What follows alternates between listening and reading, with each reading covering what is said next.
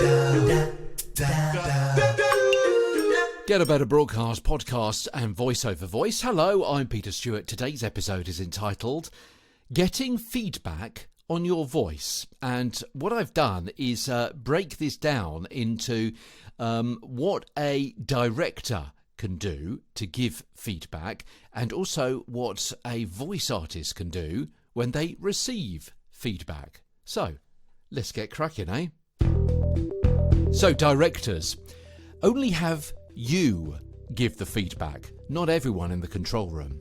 In fact, it's probably a good idea to tell everyone else there in front of the voice artist that if there's something they want done differently, to have the chat together before they let you, the director, know, and then they let you, the voice artist, know the result of that conflab. So it could be something like, hey, I'm Julia, how you doing? Nice to meet you. I'll be directing you today, so it'll be mainly me giving you notes. And here's, who else is with me today? Let me introduce you to, well, here's Simon. Now Simon is, yeah? So there you go. Only have you give the feedback, not everyone. Realise that everyone has different expectation about feedback or notes. Now for some, it's tell me what to do. Yeah, a voiceover artist may just say, just tell me what you want and I'll just do it. All right. Other people might go, share with me what you think I should do. And other people may have more of an attitude, this is what I'm doing, is it okay or not? You can see how there are various different ways that voiceover artists will actually be reacting, or their intention, their attitude, when, and I don't mean that with a capital A, a small a attitude, when they actually come in to see you. And it's up to you as a director to work out what kind of attitude they've got, how they like receiving feedback, what's going to make them more accepting of it and more amenable. Okay, here's another tip. As a director giving feedback to a voiceover person, don't give too much information back to them in the first couple of reads. Try and capture the naturalness and innocence to inspire the reader's confidence. Then don't give feedback all in one go. Kind of layer up your notes. Doing this can be overwhelming if you give too much information immediately, all at once. It kind of leaves the voiceover thinking they've done nothing right. And also it can be pretty confusing as well. What do they tweak first? You've given them so much to work on. Should they be working on the speed or the projection or the 5 different changes of intonation in different phrases? So get comfortable with each part of the script before moving on to the next. And be specific. You know, I want more pop and pizzazz in your voice. It's not very helpful. Instead, Can we try a slightly lighter tone? And there's a couple of words here that I wonder if we can have stand out a little bit more. And I gave some more tips on the kind of language and the kind of explanatory techniques that you as a director can use a couple of days ago.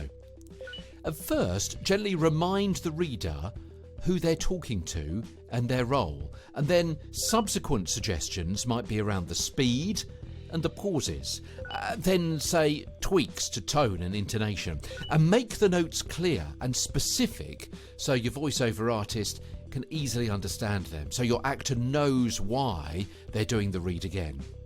Keep everything upbeat, low pressure. There's no point keep referring to the time left on the studio session or getting exasperated that the actor just doesn't get it and we've only got 5 minutes left. That's not helping anybody. And if it's still not going right, then rewire your approach. Consider depressuring the situation. Yeah, move on. Come back to that part later. Take a break for a tea and a wee and a chat about something completely unrelated to the script. Make a joke of the situation. Recalibrate the read. Read the part in an over-the-top giant style and then maybe have them read it as a mouse before returning to the actual read. Play around to break inhibitions, maybe find gold by happy accident by doing something that way. And be careful about your use of language, especially around someone's accent or dialect, which are obviously particularly personal. So how they pronounce a word may not be wrong to them and their culture or community. So just ask politely for an alternative read to give you options in the edit. Indeed, any alternative reads are useful for post-production, not only pronunciations but also contractions. So maybe have one version isn't and another version is not, and so on. and maybe alternatives on grammar or sentence length and so on. Yes, the script has been signed off, but it may be handy if there's time to have optional reads up your sleeve. So there's a few notes for directors. Now, what about some notes for you as a voiceover artist?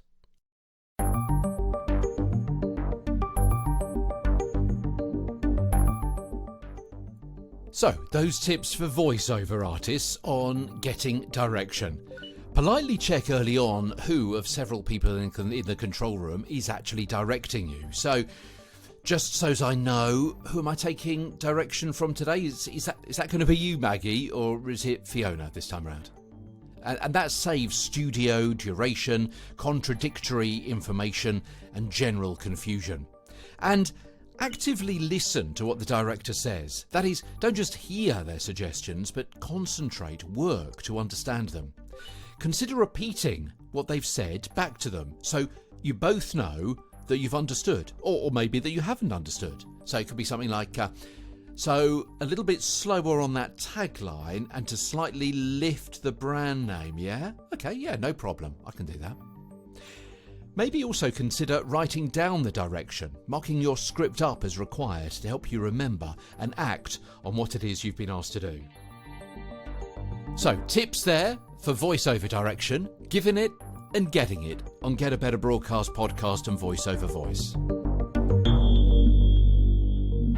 From London, I'm Peter Stewart.